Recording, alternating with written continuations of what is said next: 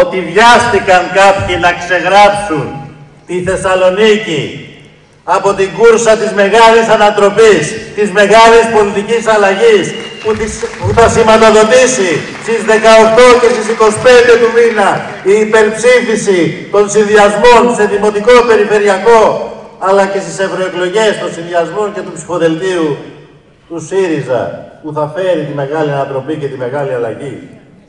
Βιάστηκαν κάποιοι.